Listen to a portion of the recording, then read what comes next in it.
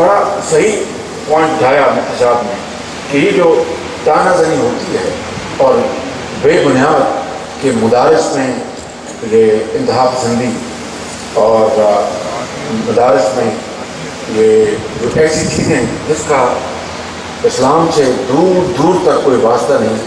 یہ کیوں ایسا ہے اور یہ دہشت گردی کا بے بنیاد الزام رکھتا ہے؟ تو اگر ایسی بات ہے تو پھر جو باقی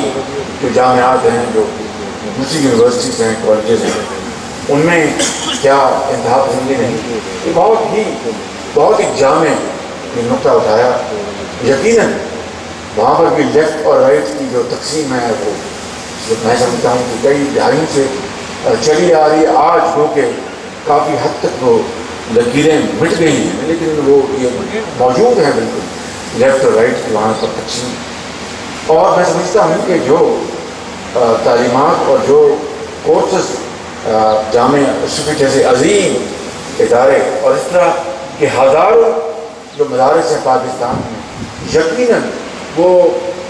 بڑے اخلاص کے ساتھ اور صمیم قلب کے ساتھ وہ میں سمجھتا ہوں کہ پاکستان کے ہزاروں لاکھوں کروڑوں بچوں اور بچیوں کو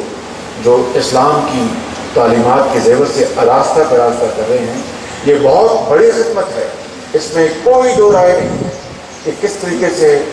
حلال اور حرام کے درمیان تمیز، کس طریقے سے سچ اور جھوٹ کے درمیان تمیز، کس طریقے سے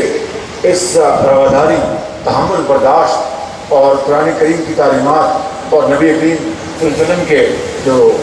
احکامات ہیں اس کا حسنہ ہے، اس کے اوپر عمل پیرا ہونا،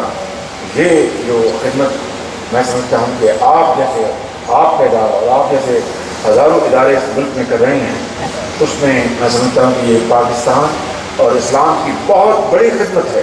اور اس کی جتنی بھی تعظیم کی جائے وہ کم ہے۔